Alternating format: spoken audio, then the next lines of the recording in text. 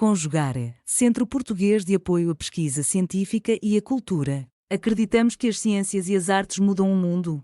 O conhecimento transforma, e isso nos motiva. Sexto ciclo ibero-americano de diálogos contemporâneos com o tema História, Poder e Sociedade. Olá, meu nome é Lídia Fernanda de Oliveira Souza, sou estudante da Universidade Vale do Rio Doce e juntamente com João Eduardo, do curso de Medicina, e com a nossa professora e orientadora deste trabalho, Joana Paula Taide, desenvolvemos um resumo que foi submetido ao Congresso com o nome de Que horas elas serão realmente valorizadas? Bom, de maneira resumida, para contextualizar, esse resumo tomou por base dois filmes, um filme e um documentário muito importante aqui para o Brasil.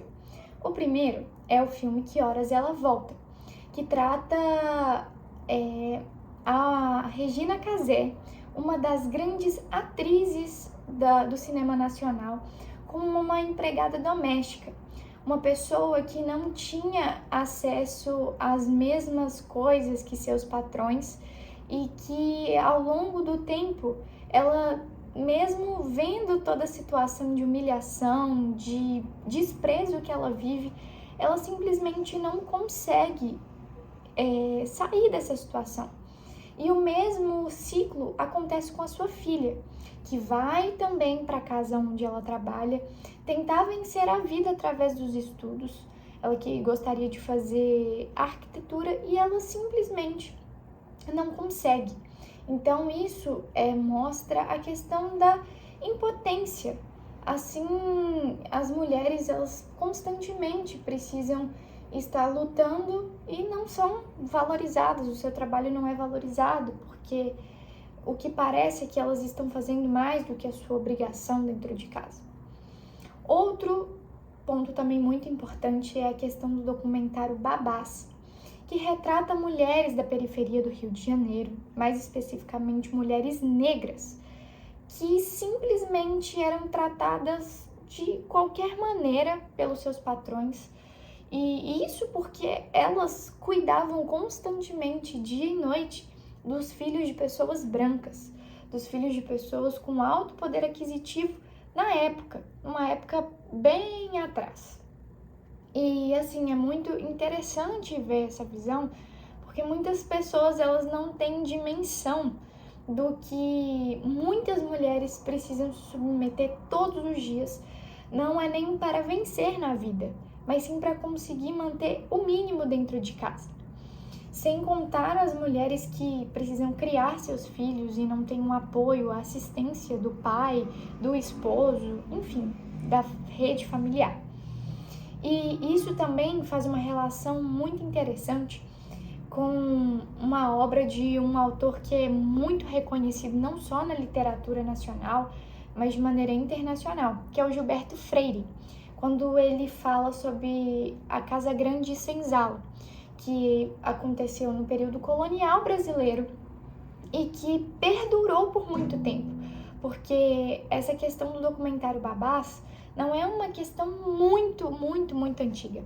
Ela é uma questão que é até um pouco atual, é do século passado, mas ela não deixa de ser atual, porque a gente continua vendo essas mulheres sendo expostas a condições que colocam em xeque a sua dignidade, os seus direitos, o direito à liberdade, o direito à vida, a dignidade da pessoa humana. E pelo olhar da saúde também, elas são submetidas a lugares com extremas doenças, bactérias, ambientes hostis, que não devem ser colocados, normalizados na sociedade para nenhuma pessoa, seja ela branca, seja ela negra, independentemente da cor, independentemente de classe social, de gênero, isso não pode acontecer. E outro fator muito importante que a gente precisa considerar quando a gente está falando sobre a questão das mulheres é a questão da interseccionalidade, que é a relação entre raça, gênero e cor. Porque as mulheres constantemente, elas às vezes ocupam os mesmos cargos que homens desempenham as mesmas coisas e ganham menos. E aí a gente pergunta, isso é algo recente? Não. Isso é uma luta que nós, mulheres, estamos tentando ter desde muito tempo. Não, essa luta ela não é recente. Então, é realmente muito complexo e é necessário discutir acerca disso para que nós possamos, ao menos, erradicar essa situação, porque é realmente uma situação muito complicada. E para dar um exemplo de como esse avanço ele não acontece, é que aqui no Brasil, na semana do Dia Internacional da Mulher, o presidente da República, Luiz Inácio Lula da Silva, ele indicou para o cargo de presidente do Superior Tribunal Militar uma mulher. Em 217 anos de existência do tribunal, uma mulher nunca tinha ficado na presidência.